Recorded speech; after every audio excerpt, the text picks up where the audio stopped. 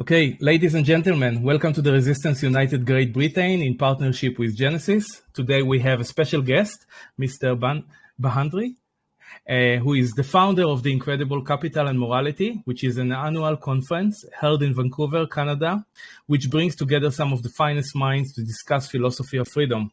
Mr. Bhandari is a champion of freedom and advocate of reason. I'm very happy and honored to welcome you, Mr. Bhandari. Thank you very much. Harry, thank you very much for having me here. I have just completed a 25-hour-long flight. I flew in from Bangkok. I was there for a day, and I have been on my way from India. I arrived in the US a couple of hours back, so I'm very glad to be here with you. I don't know how long I will last, given that it's been a long flight, but I try my best to do justice to this talk. I have spent something like 6 to 8 months in India over the last 1 year. I no longer live in India. I left India about 20 years back.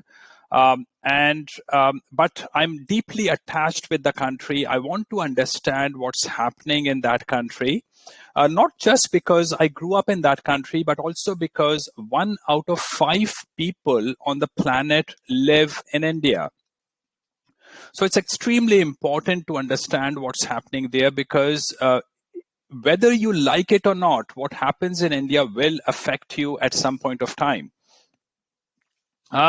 Now, I have been very interested in cultural issues for a very long time, probably all my life. I have tried to understand why certain societies do well and why certain societies stay wretched and poor forever. What I've seen is that, people like to break countries into the Christian Western societies, the Middle East, Sub-Saharan Africa, northern part of Africa, Latin America. So we can try breaking the world into many, many parts if we want to. But I came to a conclusion that pretty much you can break the world into 2 parts. One is the rational part of the world, a part of the world that likes to think and reason. And this is predominantly the people who are of European background, West Europe, Canada, the United States, Australia, and New Zealand. And there are a bunch of countries that have, in many ways, become very westernized, and probably more westernized than the Western society itself. And these people have very nicely copied the good aspects of the West. And these are East Asian societies of Japan, Taiwan, Singapore, Hong Kong, South Korea, and increasingly China. Now, a lot of people would crib about China, but they are usually the people who haven't been to China. Just about everything that we use today is now produced and manufactured in China. China is a real country. Now, China is facing a crisis right now. I hope it overcomes that crisis. But apart from the Western society in East Asia, most of the rest of the world is what I call the rest.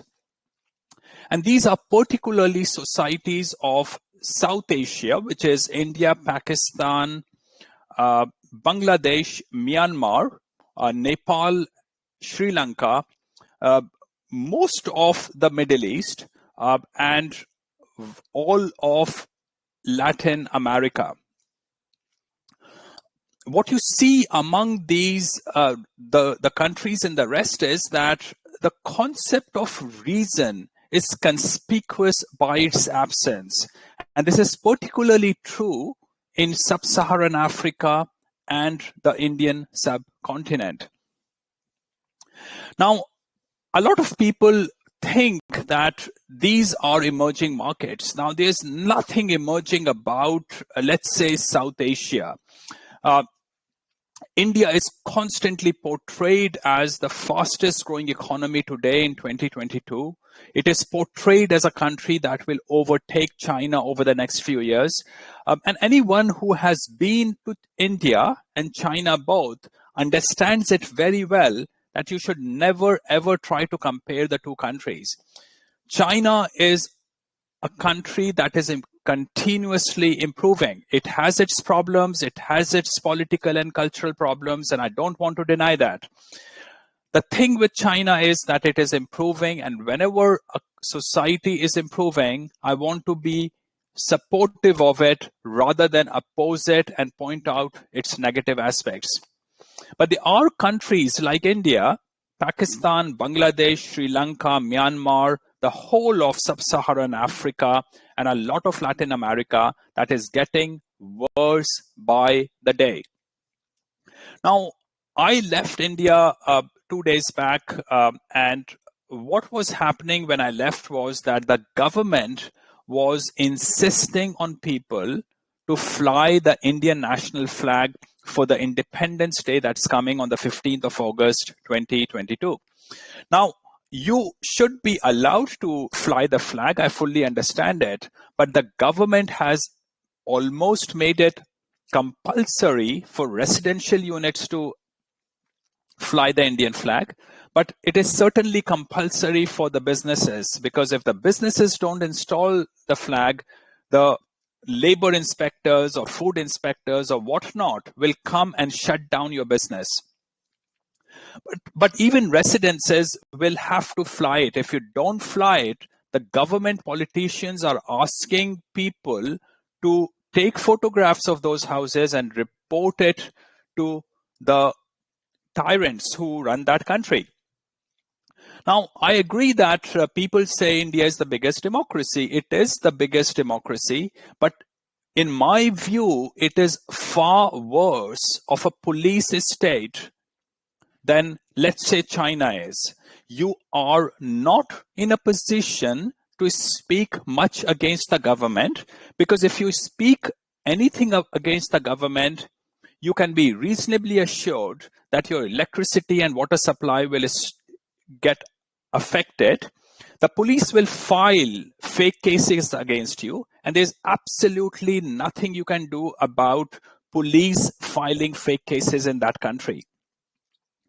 Now, China restricts your political speech, but any instruction to impose restrictions on you has to come from the very top. That is not the case in India. A local policeman who is usually brain dead, 100% venal.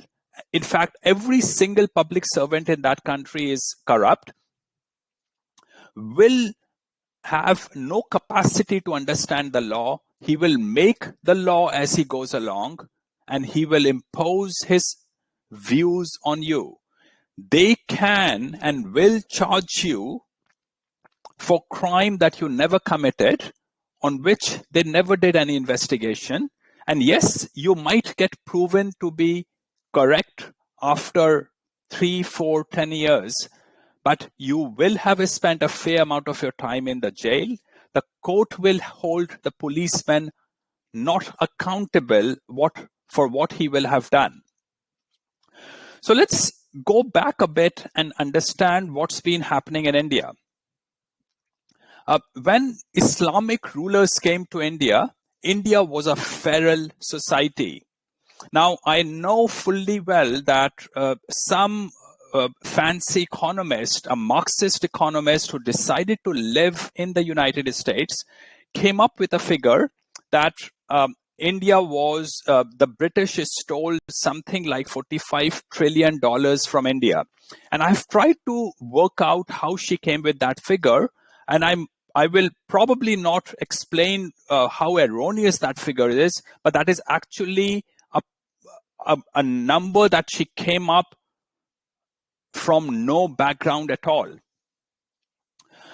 Now, India was indeed one of the richest countries on the planet 500 years back. But 500 years back, every country was poor and tropical countries had to be reasonably rich just because of the fact that the sun provides free product of vegetables, fruit, and agriculture to a tropical country. Indian GDP per capita in 500 years back was still about $400 per capita.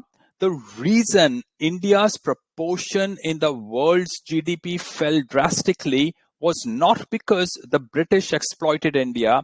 It was because India could not progress or industrialize the way the Western world was able to.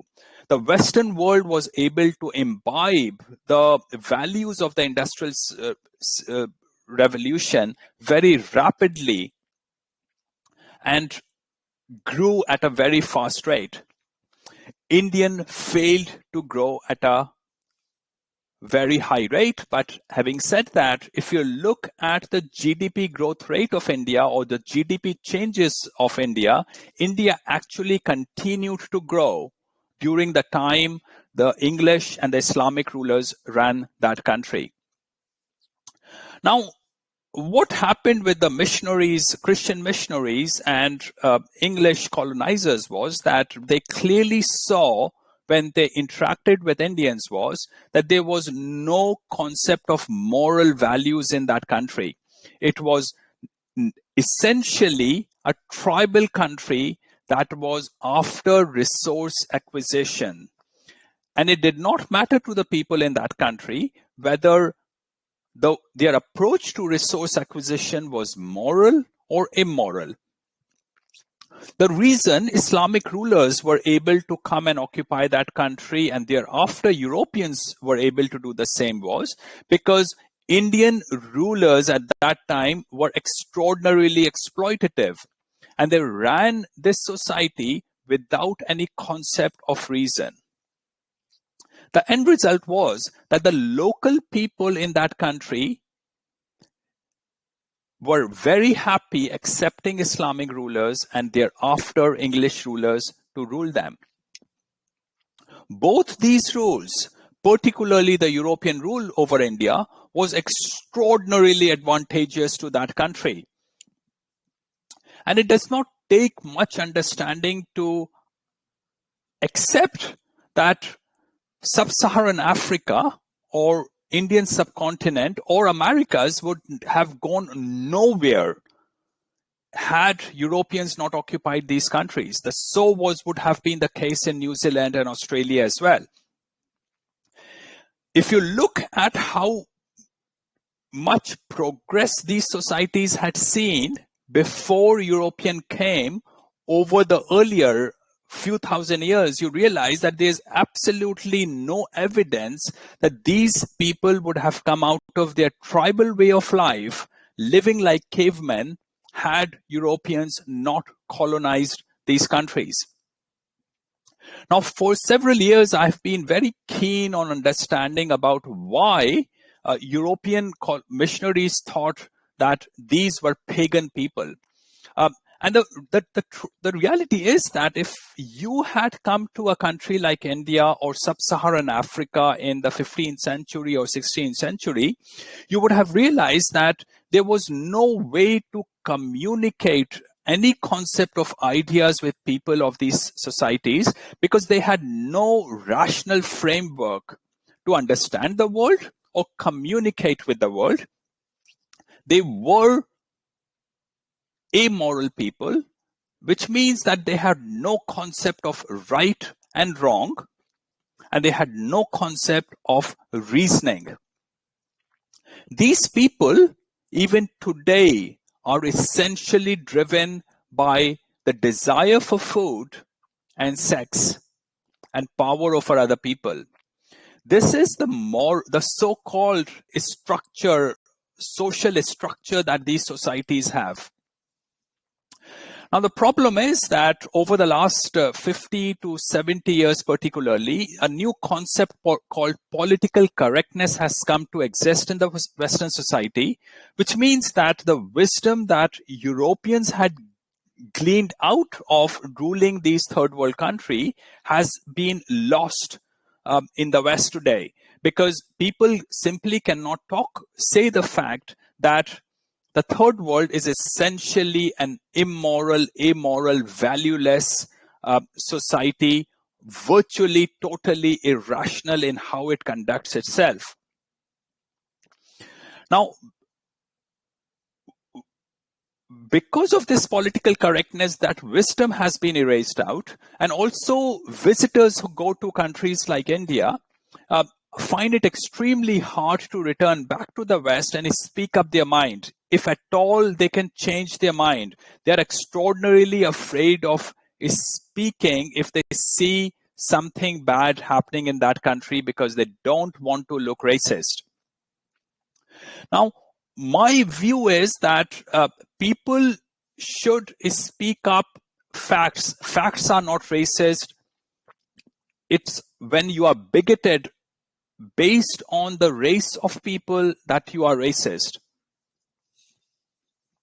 Now, imagine what happened in the 1940s. In the 1940s, after the Second World War, British were no longer in a position to want to rule countries like India. Over the next 10-15 years, they basically left most of their colonies.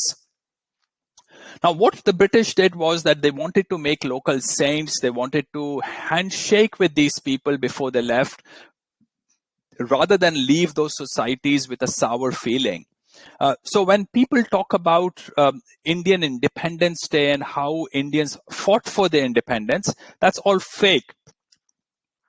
Most of the people who fought for so-called independence of India were a very, very small minority of people who ironically went to study in the UK, returned back to India, and they realized that the British weren't going to shoot them down. So they thought it was a good opportunity for them to get into positions of power by fighting against the British. Now, those were the times when widows were sent on the funeral pyre of their husbands, which meant that they were burnt alive after the death of their husbands. Child marriages were extraordinarily common.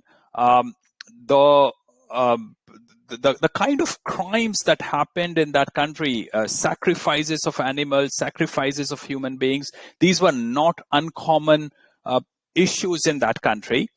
British tried very hard to bring that society into civilization, and they succeeded to quite an extent.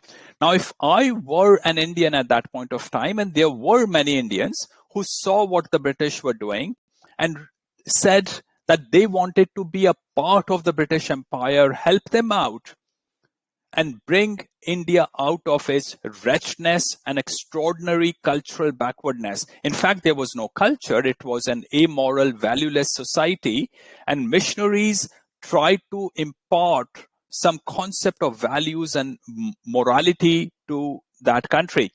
And whatever I'm saying about India is largely true about Sub-Saharan, actually all true about Sub-Saharan Africa, and completely true also about Australia, New Zealand, and Americas. Now, what happened after India became independent in 1947 is that India became a democratic country. The top leaders that British had left in place continued to be in power for many, many years. Very slowly, Indian democracy continued to bring in new people from its own society. What you have seen across the third world, and if you forget about the romanticization that has happened because of the World Bank, the IMF, and many of the publications and the mainstream media, is that after these countries became independent, virtually all of them rapidly became tyrannies, dictatorships or tyrannies, and ruthless dictatorships. Now, a lot of people IMF and the World Bank would say that they were not democratic. That's why they became ruthless tyrannies. But that's not true. They became democracies, and thereafter they became ruthless tyrannies. That is the causality. Democracies in the third world has essentially led these countries into becoming ruthless tyrannies. Now, if you look at the economic growth rates of these countries in sub-Saharan Africa and in the Indian subcontinent, what you see is that the growth rates of these countries lagged behind growth rates in the Western society. So not just in absolute terms, they were lagging behind, but even in terms of percentage growth, they were lagging behind continuously for many, many decades. Now, here is the problem. Something changed in the 1980s. What changed in the 1980s was a new kind of technology that suddenly came into existence, and that new technology enabled communication to happening at lightning speed between the West and the rest. And what that meant was that a few million Indians, for example, were able to communicate with the West and become their back office workers. They could do some basic coding for them, software coding. They could become the call centers for the West. Now, 4 or 5 million Indians ended up becoming workers in the IT industries and call centers. Now, 4 to 5 million people is nothing in comparison to the size of the Indian population, but that small influence was enough to drastically contribute to percentage growth rate of the economy of India. Indian economy, GDP per capita was probably $800 per year. Today is about $2,000 per year. So really from the perspective of India, a lot has changed from 800 to 2000, but it continues to be an extremely rich country. Now, here is the problem. The World Bank and the IMF will romanticize that countries like India are growing at an exceedingly fast rate and a faster rate than what's happening in the Western society. But let's look at the numbers closely. What does, let's say, a 10% growth rate of India means? On $2,000 GDP per capita, a 10% would translate into $200 per year new GDP per capita. Only $200 per capita new GDP. But if the US grows by only 1%, its $60,000 per capita GDP would grow by $600, which means the US would, in absolute terms, would be growing 3 times faster than India would be. So by comparing elephants with ants, and by looking at the growth rate, they want to show, the World Bank very erroneously, it's mathematically a mistake that even primary school students shouldn't make. You cannot compare growth rates of ants with growth rates of elephants. But by doing this thing, the IMF and the World Bank and the international media has tried to show that these ants are now influential in the world space. They aren't. And then the fact remains that over the last 10 years, the third world countries have come to stagnate. And the reason they have come to stagnate is that most of the benefit that they experienced from late 80s until for the next 20 years was because of internet. It wasn't because culturally the third world has changed or because they had educated their population or they had become rational or creative people. The only change that happened was because of technology, a gift of technology that they got from the West. What they did over over those 20 years is that they plucked the low-hanging fruit, and now that the low-hanging fruit have been plucked, they have come to stagnate. Most of the third world over the last 10 to 15 years has been stagnating. In fact, if you look at Latin America, Chile is rapidly going leftist. Peru is going leftist. Ecuador is already very leftist. Mexico now has a leftist president. Virtually everything in Latin America is becoming leftist.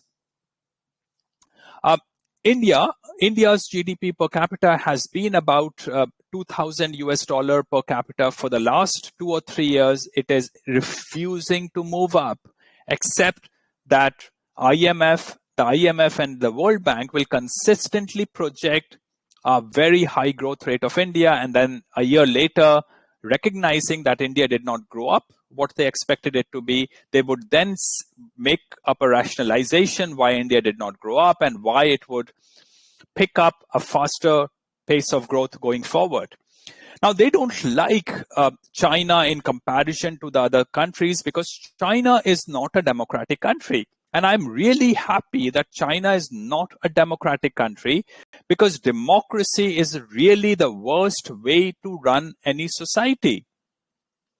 Democracy is by definition anti-meritocratic, which means that instead of the best people running a society, what you have is the masses deciding who should run the country. The masses anywhere in the world, even in relatively enlightened countries like Switzerland or Sweden or England, would still vote for bread and circuses. There's no way you can avoid a degradation of your institution under a democratic system. Now, the problem with the third world is that there is no enlightenment in these countries. The people are essentially tribal. They're apathetic.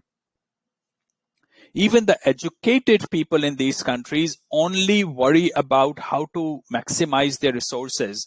They are not interested in the general welfare of their own people. As a result, the institutions that the British left behind in countries like India have rapidly been hollowed out. So despite the fact that between late 80s and 2005, let's say, the third world countries grew economically, culturally they had been degrading since the time the British left these countries. The institutions got hollowed out. And today, from what I have seen, at least in India, there's no institution left. There are no checks and balances left. Corruption is 100% in the society, which means that I have never in my life met an Indian public servant who is honest in doing his job. They are 100% corrupt, and nothing ever happens in that country unless you pay a bribe. Court system simply does not work because judges don't have no concept of the law. They have no concept of right and wrong, and they have no moral passion. They don't want to sit in front of the alleged criminal and the alleged victim to work out who should go to prison and who shouldn't. These judges are only interested in the bribes that they can collect. The end result is that these Western institutions that Europeans left behind in the third world have taken over what would have been the local institutions of those societies, which would have been tribal Taliban kind of institutions in those societies, into institutions that simply don't work. So there is no concept of law and order left in these third world countries. And I'm going to come to this conclusion eventually in my talk, if I don't forget about it, which is that a Taliban kind of institutional framework is the only institutional framework that is possible for the third world countries. There's no escape from it. And when you get a Taliban kind of institutional framework, you should be happy because at least some kind of justice will start getting served. Under the current Western institutional system in the third world, nothing gets done. And the reason is that the Western institutions do not function unless they are run by Western people. You have to be people who are moral. And my granddad used to tell me all the time, my dad is still keeps telling me about this, that it was the English rulers who were in India were essentially incorruptible. You could not bribe them or you could not manipulate them. They had a massive sense of right and wrong, and they were driven with a passion for moral values.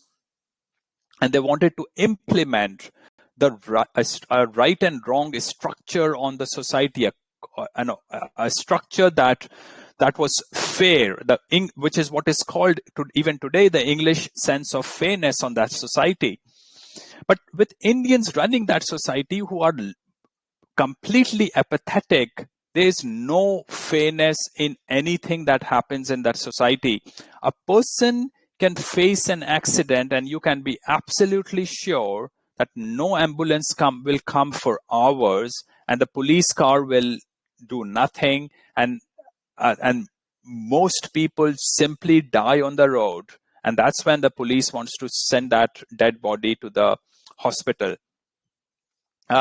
So nothing happens in that country under the current institutional framework. Now, a lot of people say, is there a hope for improvement? Now, I have alluded to this very clearly, that over the last 75 years that India has been so-called independent, its institutional framework has continued to worsen. There is absolutely no way for the country to change its direction going forward. Now, the host wrote to me that I should talk about Modi, the current Prime Minister of India. Now, Modi is a Hindu fanatic. A lot of people in the Western world, particularly my libertarian friends, think that Modi is like a counterpart of Donald Trump in India. And that is completely erroneous understanding of what Modi is. Modi is a thug. Modi is a tyrant, and he's a very low IQ person who is also a Hindu fanatic. Now, remember that most fanatics are not there because they actually believe in their religion. They are there because it gets them into positions of power. And that is what Modi is trying to do. Modi has inflicted a massive amount of pain on Indian society over the last 8 years. And the situation is getting rapidly worse in that country. Now, this is happening despite that the IMF and the World Bank continues to sing praises of India. As I said, I spend a fair bit of my time in that country, and there's nothing that happens in India that I can see as an improvement happening in that country. That country will continue to get worse, and my guess is that India will fall apart into smaller countries, or at least it will fall into a complete chaos over the next few years.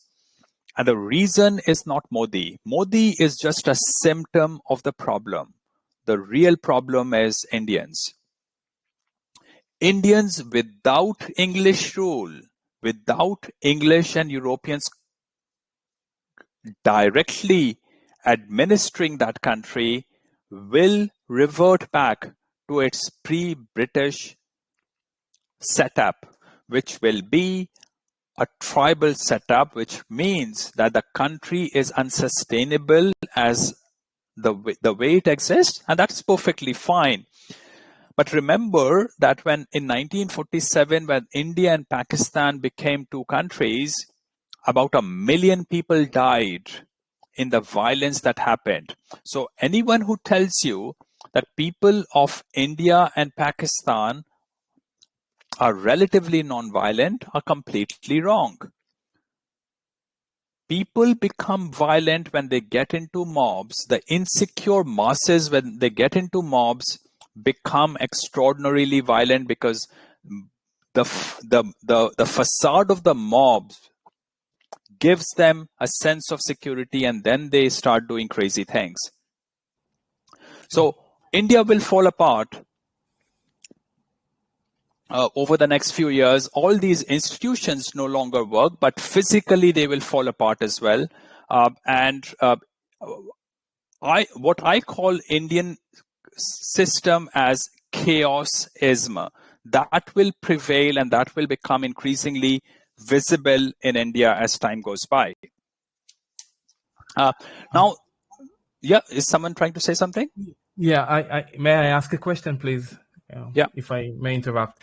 I would like for you to explain a little bit about the Hinduism as the source of all that. How does it play into this thing that you are describing before us? And also, what are the dangers in this kind of religion and spirituality which is affecting the West? Obviously, you can see how damaging it is to the West and to the values and the virtues of the modern Western men and women. So maybe you can speak about that a little bit. Okay, so a lot is talked about Indian spirituality. I have never seen a spirituality in that country. Yes, indeed, you have had a few good philosophers and spiritual leaders coming out of that country. But I'm currently in San Francisco, and you see a lot of Indian yoga teachers and so-called gurus in the West Coast. West Coast is probably the place where most of the absorption of Eastern values happen. But really, most of these gurus are scam artists. They fool the Western people. But what is most attractive about India is actually the most harmful aspect of the Indian society. And that aspect is what I called feralism. Because Indian society has no moral values, it is a feral society. Now, when you and I go to a pub and have a few beers, we enjoy it, we have fun. But that fun does not mean that that is what life is supposed to be. Life requires you to be disciplined, requires you to exist under certain constraints and restraints. Now, in the 1960s, when hippies, what came to be known as hippies, started going to India, Beatles went to India, and then thereafter, several of the people like Madonna and Michael Jackson got involved. I'm not sure about Michael Jackson actually, but certainly Madonna got involved in India, and a lot of celebrities, who I would call the Hollywood celebrities, got involved in India. India became a romantic culture because India offered people this expectation of liberty and freedom. But really, India is a feral society, and to a lot of people, it might look freedom, but it's actually just a complete chaos. And we see it already reflecting in how it's affecting the Western society today. Western society has a new bunch of people who are called woke. And these woke people, the climate change activists, or a lot of environmentalists, a lot of people who are against all kind of development, are the kind of people who are feral. And that is why exactly they like people of the third world countries, because they have no concept of discipline. They don't understand where wealth comes from. And when you don't understand where wealth comes from, it has a tendency to disappear, get dissipated and frittered away. So wokeism is nothing but the feral aspect of the third world countries, and which is becoming a big part of the first world countries. And now your rulers, Justin Trudeau, Kamala Harris, Joe Biden, are actually woke people who don't understand, who are feral people who have no attachment to Christianity or an understanding of Western values or Western philosophy. Harry, did I respond to your question? Yes, sir. Thank you. I would also like to ask about the structure of the family in third world countries. Do you see it breaking down like it does in the West? So this is a very common question, and I think the question is structured wrongly. Let me explain this. When I was growing up, I would say at least 10% of women in my city were walking around topless. The concept of clothing came to India, and of course in sub-Saharan Africa and in Americas and in Australia, came from Islamic rulers and thereafter through the Christian colonizers.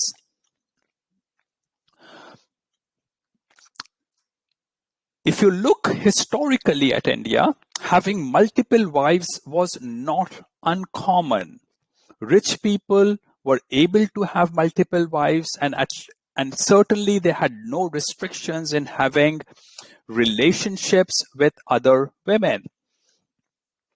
Promiscuity was a norm in these countries. Promiscuity continues to be a norm in sub-Saharan Africa and in many parts of Latin America.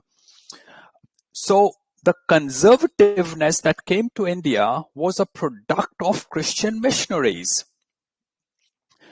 So if I restructure the question, the fact is that the concept of family came to the third world from Europe. European family structure is falling apart because you have accepted third world values in your institutional buildup. You have enabled democratic movement and this romanticization of the so-called Indian spirituality to change your values into feral values, which is no values, and as a result, your families are breaking down. Now, the fact remains that I had never seen a happy family in India until I arrived in the UK. It took me a couple of weeks or a couple of months to start realizing that it was actually possible to have happy families. So while English missionaries and colonizers left a proper family structure framework in India, they could not implant the right foundations in that society, which meant that families in India were extraordinarily unhappy, and I had never seen a happy family in that country. So again, the families that are breaking apart in the West today is largely because they have decided to accept the feral values of the third world countries. I understand. Thank you. What you describe about India is also applicable to countries like the Philippines, Indonesia, Vietnam, I don't know, even let's say South Africa, because South Africa has changed tremendously since '94 under the ANC. Can you speak about that a little bit, about those countries? Yeah, absolutely. So remember, India and sub-Saharan African countries are very special cases. They are far worse than, let's say, Thailand or Philippines or Indonesia are. what I like to do when I look at Indonesia, Philippines, Thailand, and Malaysia is I want to look at what proportion of their societies is Chinese. Chinese are the community that is responsible for a lot of economic progress in Indonesia, Malaysia, Thailand, and Philippines. Now, of course, the locals, the non-Chinese locals might envy the Chinese, might not like it, but their growth rate has a direct correlation with how many Chinese there are in those societies. The same is the case with Vietnam. Now, as far as South Africa is concerned, I have been to South Africa many times, and it is as if in front of my eyes that first world country fell apart into a third world country. What happened in South Africa is exactly what's happening in the other third world countries, and you should look at South Africa as how, let's say, the United States will become another South Africa as time goes by. South Africa faced an institutional destruction because of the racial policies that they brought in. They because of the change in how the institution, the government was run, blacks had to become, by regulatory edict, majority players in the institutions, in businesses and in the government, even though they were completely unprepared for it. And unfortunately, I think exactly the same thing is happening in the Western society today with this ESG in companies and making diversity quotas for blacks, people of color, women, and LGBTQ plus in institutions. Did that respond to your question? Yes, sir. One thing that is common in our groups is that we are very aware of the decline of the West and the dangers that are appearing. We feel unsafe. Do you recognize any other place other than the West in the world where we can have relative freedom and safety and the kind of cultural background that can support and promote life and freedom and, men rights? Right. So one suicidal thing that the Western society, and probably the biggest mistake the Western society did, was to bring in a lot of people from outside the Western society.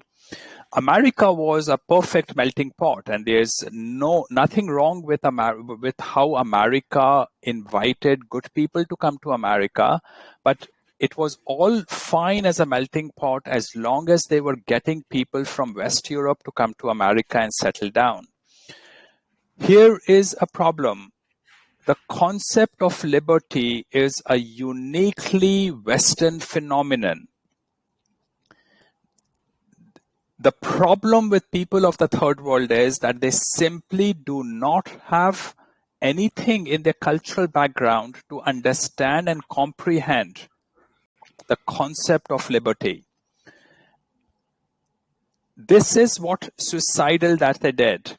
America rapidly brought in people from other parts of the world in their intention to become a diverse society, but non-Europeans simply do not have the concept of liberty, and over generations, they have failed to incorporate the concept of liberty in their societies. And I'm talking about communities who are of non-European background. The United States today is now close to between 40 to 50% ethnically non-European. So liberty will get diluted away particularly in the institutions, because institutions are elected based on democratic system, and a majority will is now becoming non-European. The only place where I have seen a possibility of chaos not to set roots is East Asia. If you and I want to become Japanese resident or citizen, it is virtually impossible. The same is the case with, let's say, Singapore, Hong Kong, China, Taiwan. So those countries, and South Korea, they have retained, particularly Japan, South Korea, you cannot become their citizen. And I think staying homogeneous is a very good quality, particularly if you can avoid tribal people, inward-looking tribal people to come into your country. So yes, I think they have done a very good job, something suicidal that the West has done. So I think East Asia has a lot of hope, but my fear is that the concept, while East Asia has copied all the good aspects of the Western society, I don't think they have been able to replicate the foundations, which is the Western philosophy and Western religion, in their societies. So I don't know what will happen once the West has ceased to be a free place, because the spring of philosophy and the spring of Western values need that framework of Christianity and philosophy, and East Asia very likely does not have it yet. But that's a sad thing about the world, because once the West ceases to have Western values as an essential part of its social framework, there's really no society left after that. I understand. Thank you. If you are not too tired, because you traveled for so long, you said 25 hours, that's a very long travel. If you still have a few minutes, I would like for you to give us a quick overview of what you see today in the world economics and the financial situation, the threat from Russia and Ukraine, the inflation, the supply lines. If you can just enlighten us a little bit. Right. So let's talk about something else first. One is that I spent a lot of time watching protesters in Hong Kong. There had been a democratic movement happening in Hong Kong, supported by what I called American woke people, the Western woke people. Now, put yourself in the position of the CCP in China. Now, I'm no fan of CCP, but put yourself as the president of China and think about how you would deal with Hong Kong, even if you wanted to keep Hong Kong independent. With Hong Kong protesting for democracy and protesting against China, if China had continued to let Hong Kong do what it was doing, China itself would have become unstable, because parts of China would then have started asking for democracy or secession from the Union. Now, right in front of me, when I was in one of the protests, a protester climbed up the pole to remove the flag of China from outside the government building in Hong Kong. So that was going to affect China very badly, and that's what China did. And I think similarly, by talking too much about Taiwanese independence, woke people of the West are agitating China for no good reason. Now, I am all for independence of China. I think Taiwan deserves to be an independent country, but this should have been done when China was a weak country. Now you are simply agitating China and doing nothing else. China will never accept Taiwan to become officially independent, because if they did, Xinjiang, Tibet, and many other parts of China will start asking for the same. And that will destabilize China. Now, coming to Ukraine and Russia, I take no sides. I think the woke people of the Western society, and again, it's very important for a normal person in the Western society to remember that Western governments no longer represent Western values and Western philosophy and Western civilization. They are woke people. Trying to force democracy in the Middle East, for example, was not going to work. After removal of Saddam Hussein, Iraq became far worse than what it was.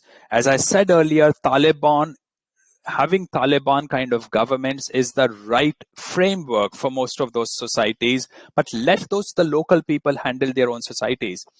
Now, Western woke people have tried to influence how Russia and Ukraine should be run. They have tried to expand the borders of NATO, which made no sense because the agreement between NATO and Russia was such that Ukraine should have been left as a neutral country.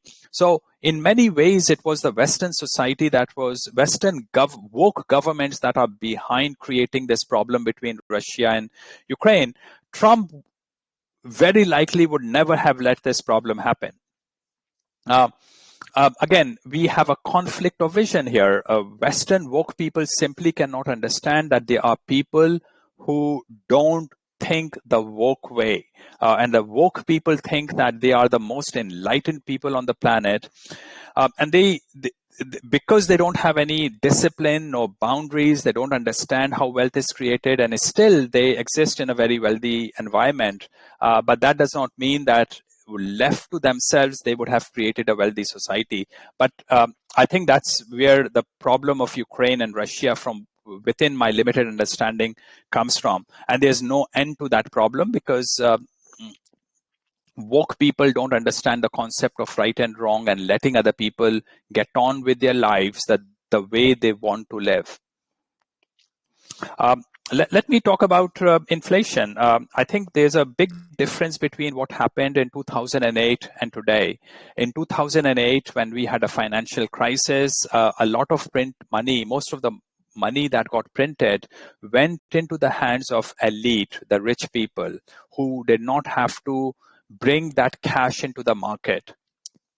What we have today is that in the Western society, a lot of that printed money went into the hands of poor people who got the money and who will use that money irrespective of the interest rate, because they still need to use that money for their personal consumption, the food and accommodation. But also that money removed a lot of poor people from the working sector. They don't want to work anymore because if you get free money, why should you work? So that is one big problem we created. The COVID also in many, many ways harmed globalization very badly. It is very, very hard to bring the system back into sync, different parts of the system to come back in sync with each other once you had created disturbance in that system, and that is creating a stagflation, which means that you have a higher cost of production and without salaries necessarily going up. So you will have inflation as a result of it. I think clearly the Western society has peaked, primarily because of its institutions. We have the bad aspects of democratic values in the Western society. Societies are reflecting in people like Justin Trudeau, Kamala Harris, and virtually every Western leader today. Look at Australia and New Zealand. So unfortunately, Western society has peaked and the third world is going to crash. There are about 10 to 15 countries that are facing massive economic problems right now. The mainstream media will not cover Ethiopia, Nigeria, India, Pakistan. They are only covering, I think, Sri Lanka right now, because Sri Lankan problem is so much at the surface. But there are a lot of third world countries that are facing huge crisis.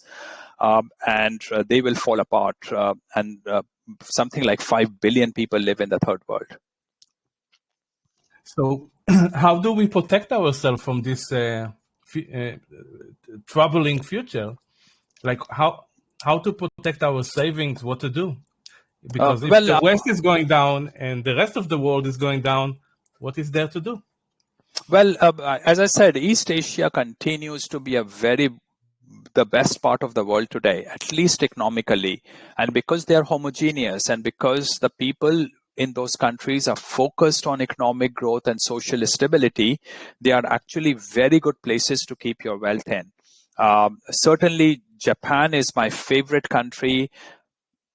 It's totally worth it for people to visit Japan or China because most people who don't understand China are people who have never been there. If you go on a Japanese train or public transportation, people don't talk with each other. Certainly no one plays his mobile cell phone loudly in front of other people because they don't want to disturb other people. And so that's a kind of respectful culture it still exists in Japan. Very good places, very safe places. You see 5 or 6 year old kids walking on the street by themselves in Japan. So is the case in Singapore, Hong Kong, Taiwan, and South Korea. Very safe places. And in fact, China is an extremely safe place for most people. A lot of Chinese women will tell you that they are not afraid of going out later in the evening by themselves in China. So I think people really should understand East Asia. There are a lot of very good things about East Asia, but I must again repeat this thing that the foundations of Western philosophy and Western values, which enabled a Western culture, has been copied by East Asia, but they have not yet been able to copy the Western values and Western philosophy. So I don't know what will happen once the West has ceased to exist, and the West will cease to exist the way it is, because Western people have far too many of non-Europeans living in the US, Canada, Australia, New Zealand, and increasingly in Europe. So unfortunately, the West will cease to exist the way it is as a Western civilization. East Asia remains the only hope, and there's no guarantee that East Asia will do well in the future, but that's the only hope in my view. I have two questions from the members. One of them is by which metrics do you measure improvement? And the second is, how do you see Israel in that bigger picture? Well, so how do I measure improvement? The biggest thing that I have seen in China, for example, over my several trips every year for the last 15 years, say, except of course for the last 2 years, has been that people have become increasingly sophisticated and cultured. When I started going to China, let's say people weren't necessarily lining up, queuing up for getting into public transportation, etc., etc. And those things have changed quite a bit. Far fewer people spit on the road, far more people line up, queue up. Far more people are less noisy when they are in public space. So I see that sophistication coming in that society. They care about their environment. I was recently in Paris, and I needed Wi-Fi connection data from someone, and it was actually a Chinese girl who came forward to help me out with data connection. When I travel, I see Chinese helping out other people. I see Chinese standing up against tyranny. When they see something wrong happening, I see more and more Chinese standing up for what they consider to be wrong. And that tells me that Chinese society is on a path forward. Now, here is the problem with China today. Xi Jinping is becoming a tyrant. And Xi Jinping wants to institute himself as a lifelong leader. Things can go wrong in China, unfortunately, because of Xi Jinping. But overall, I see massive improvements happening in China. It's not just economic improvement. Now, I also see massive amount of economic improvement happening in China. There are tens and tens of cities in China that look extremely modern. They look like Manhattan. And there are very energetic people running around in those countries. You look at your laptop, your cell phones, most of them are made in China. So you see that there's also economic progress. But my key is cultural progress. And the cultural progress is the backbone. Without cultural progress, nothing else is sustainable. And that is why I say that the third world countries, because they are culturally getting degraded, because of the removal of European administration, there is no hope from the third world. But China, of course, is not a third world country. China is a second world country, and the only second world country with a hope to become a first world country. Countries like Thailand, Malaysia, and Vietnam, they are all small countries, have a hope to become second world countries. And they are improving, but I think they will face a glass ceiling at some point of time and might stop improving. But China is the only hope among all the backward countries. Yeah, just a reminder about Israel, if there is something you would like to add about that country. Yeah, well, I have never been to Israel, and I recently read Exodus for the book Exodus, and I was, Israel is something that. Okay, let's go back a bit. Indians are not taught about Jews and Israel as students. So I went to the UK not knowing anything about Jews and Israel. And the reason is that one of the most important, the so-called freedom fighter of India was in bed with Hitler. And government of India does not want people to know about the Holocaust that was happening in Germany. So they don't want to talk about that to avoid that reflecting badly on this so-called freedom fighter of India, whose name is Subhash Chandra Bose. So it was only when I came to the UK 30 years back that I started learning about Israel and Jews and what was happening. I mean, Israel is probably the only country which is westernized from my understanding in the Arab world. But then again, what I have seen during this last 2 years of COVID control in Israel, I think it is entirely possible, if I have understood it right, that Israelis have lost their capability to fight against tyranny. They have become too comfortable in the wealth that they have grown up, and they have not resisted enough government's imposition of tyranny during the COVID times. Absolutely, we are in agreement. And for as long as it's not a tyranny, if you ever wish to come to Israel, I will be more than honored to host you and for you to be my guest. One last question, if I may. Can you tell us about your conference, the annual conference of capitalism and morality in Vancouver? Okay, so I was in India for the last 2 months, and I flew to San Francisco a few hours back because I'm on my way to Vancouver tomorrow evening, sorry. And the reason is that I have been running a conference called Capitalism and Morality for the last 12 years in Vancouver, and it is called Capitalism and Morality. The next one will happen on the 20th of August. It's a one-day seminar. A lot of good people come and speak at the seminar. For example, Jeff Deist of Mises Institute, Walter Block of Mises Institute, regularly come. Doug Casey, Rick Rule, Adrian Day, they regularly come and speak at that seminar. That's incredible. Allow me to see if there are any questions from the members. If anyone wants to ask a question, kindly raise your hand. Yes, Dr. Santosh. Go ahead, Santosh.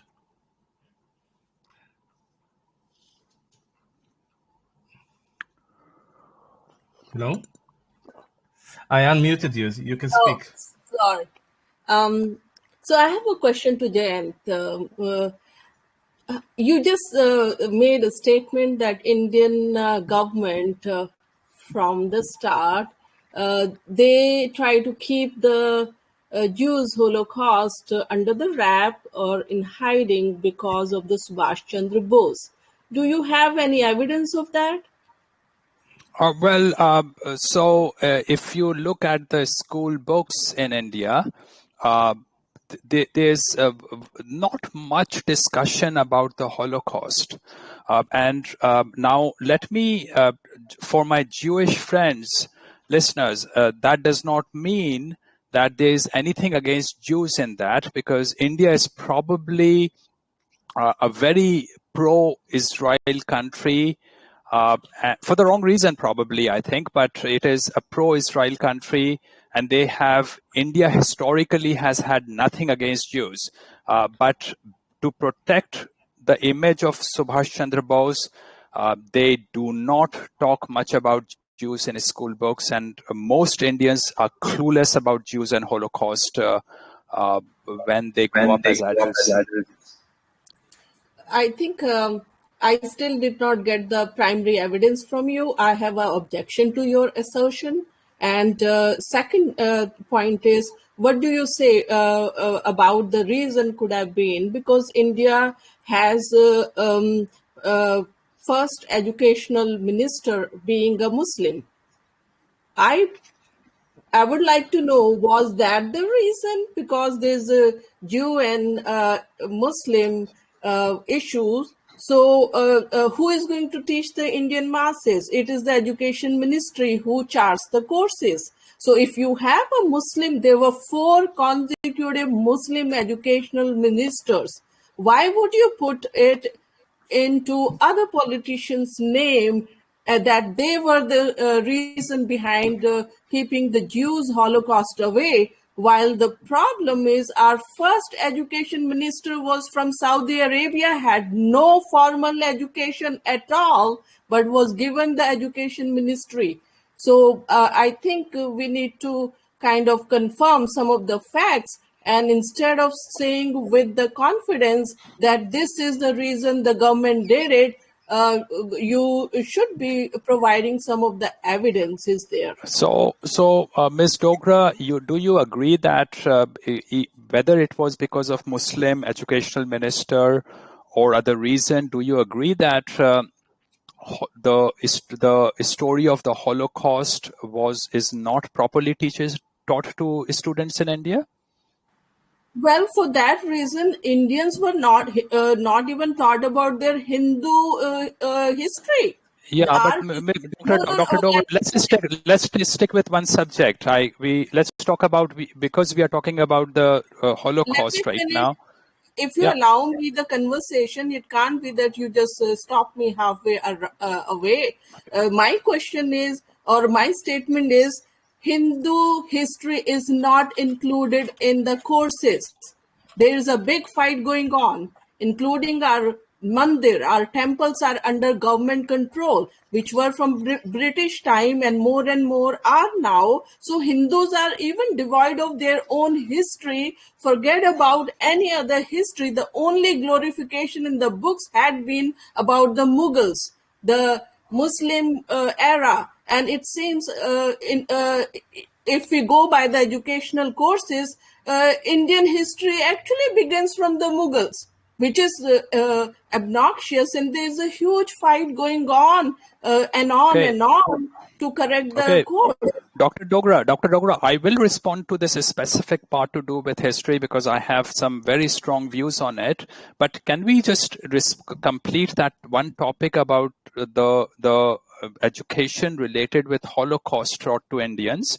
Do you agree with me? I'm asking you this just a specific question. Do you agree with me that this what happened in the Second World War, the Hitler's Nazi rule and the Holocaust is not taught properly to Indian students? Yes or no? Absolutely. There's no Okay, disagreement on that. so thanks for that. So what you said was that it was because of the Muslim ministers of education that it might have been suppressed, and I appreciate you for bringing that color to the conversation. I didn't know about it, so thanks for that. But the fact remains that the story of the Holocaust is not taught to Indians properly, or I would say not taught at all to Indians. Now, let's talk about Hindu history, and I consider that to be a completely separate subject. Indians have no concept of history. Indians are fooling themselves if they think that there was this great Hindu civilization. There is no evidence that there was this great Hindu civilization in the past. It was the English who brought some concept of history to India. It was the English who translated the forgotten and lost books of Indian past. The Indians did not know about the Vedas and the Upanishads. It was the English who brought that in front of its people. Even today, most Indians have no concept of Indian history. Indian history that most people today know about come from extraordinarily romanticized version of Indian history played on Indian movie theaters and TV serials, who are completely, virtually all mythical. There's virtually no reality about it. And the funniest thing is that those people wear Muslim clothes. Those ancient Hindu rulers are shown as wearing Muslim clothes in those TV serials. So again, the great Indian history, Hindu history, simply does not exist. It's all made up.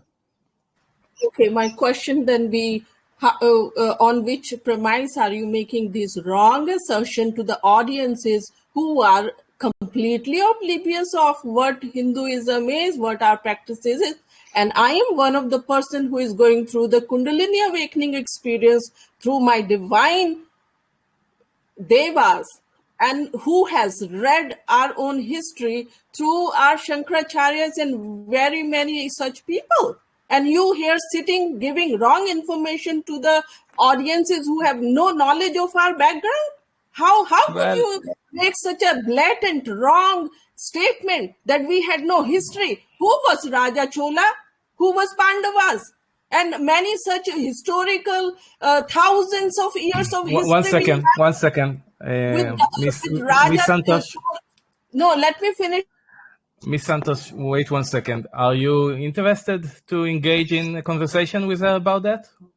Or because this is not the reason why I invited you, but if you are interested and willing, then I can let it go. It's up to you.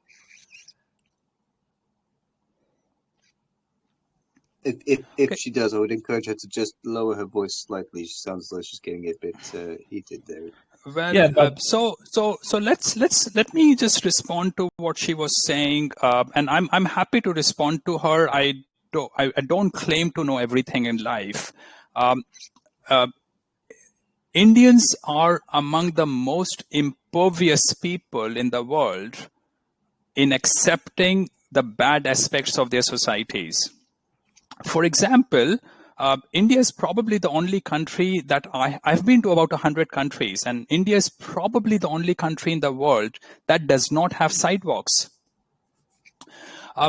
Anyone who has been to India pretty much knows that it's virtually a different planet.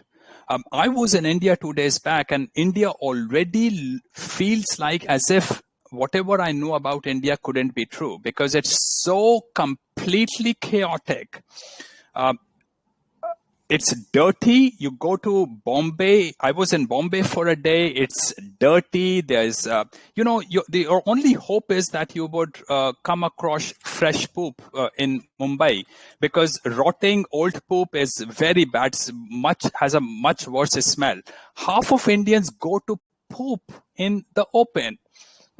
Now remember, when Romans 2000 years back had sanitary system and lead piping, Indians after 2000 years still haven't managed it for most of their population. In fact, Indian toilets are so dirty that actually I go out in the open if I have to use a public toilet. So that is the status of Indian so-called civilization. India has no civilization. It's a feral country with no moral backbone. And now you're talking, Dr. Dogra, you're talking about Kundalini and yoga. A lot of that is a product of how the British structured the scriptures after they found it. Indians had forgotten most of it. And I might add that a lot of these yoga practices and a lot of these so-called Kundalini things are destroying the West by teaching them about these mystical practices of India. And these are mystical practices, remove them from their Christian background, which are behind the progress and civilization of the West. My good sir, I muted her, and I don't know if I should let her speak because she seems aggressive to me, and I don't know if you want to engage in a debate with her. I'm happy to listen back to her once more if she wants me to respond to her. But okay, listen, but just for a second, did you Yes. you and the audience notice that we were talking about Holocaust and she wanted to change the subject to Hindu history? Did you notice that? And that is a I did. typical Indian irrational behavior. The Indian don't discuss to understand things or reveal facts. They discuss to earn brownie points. I'm not here to earn brownie points, but I'm more than happy to learn anything new that she has to say to me. Yeah. Dr. Santosh, I'm going to unmute you, but please be polite and kind. I don't want it to turn into something that we are going to regret. You have to remember he is the speaker here, and this is his speech. So go ahead. I think this man suffers from low self-esteem because he has No. That's not an argument. Please, if you have something to listen, I will mute you, and it's not going to end nicely. So if you have something smart to say and you can make a proper argument, so he can respond to that, then go ahead. But do not use any kind of personal attacks, or don't say anything specifically about him and his personality or whatever. Say the argument that you have, please. I think you both have advantage of denigrating us, and you want to put a stop on other people. I think this is a very abusive platform. I'm going to report it and report the speaker. I have heard enough BS from this man. He continues thank you. Thank you. So just to respond to her comment about low self-esteem, it's a very funny thing how low esteem Indians suffer from. I ran Indian office of an English company, and one of the worst things possible was to have a European visiting me in India. I would go to a boardroom of an Indian public sector company, and the European people would be served tea in ceramic cups, and I would be served tea in plastic cups. Indians look down at their own people, and they are servile towards Europeans, and you see that all the time in India. So now, talking about low self-esteem, what I'm saying, I'm currently sitting in a Western society, and people in the West hate hearing what I have to say because they are so politically correct. So it harms me to be saying what I'm saying professionally. So I don't even know why she should be coming up with these comments about self-esteem, but this is Again, a very common Indian practice. This is, again, this is a very funny thing. I have many times been asked by other people they should let Indians come to my speeches in conferences. And I say, please let them come in because they prove my point. Yeah, it's interesting that this lady is not living in India. She's so fond of India and that culture that she decided, if I remember properly, to live in the States or maybe in the UK. Just a point that I would like to emphasize. Anyway, I'm sorry for that. I had no intention for you to have any kind of, No, I enjoy this. The funny thing is that tomorrow when I go to Vancouver, there will be a celebration happening in Vancouver on India's Independence Day. And it's such a hypocritical event to happen in Vancouver because these people basically are saying that they got rid of white people from India and then they moved to live in a society ruled by white people. It is so hypocritical. They should at least walk their talk and return back to India. And I will actually respect their views for that because at least they walked their talk. Yeah. Well, when you're gone and you don't have to deal with her lack of argumentation, just attacks, then she will be able to speak her mind if people care to hear that. I would like to thank you very much for your time, for your knowledge, for all that you're doing for the freedom movement with your conference in Vancouver and the amazing information that you're putting out there. This was a great honor for me. And thank you very, very much. Thank you very much for the opportunity. I will send you the copy of the video immediately. Is there anything that you want to add before we say goodbye? Well, I mean, if any one of you is in Vancouver, I'd love to have them at my seminar. But all the videos of my seminar also go on YouTube and on my website. Yes, I will put the links out again in the groups, and I will forward the lecture to many other groups so more people can be informed about the subject. So thank you again, and I will see you soon. Great. Thank you very much for the opportunity. Thank you.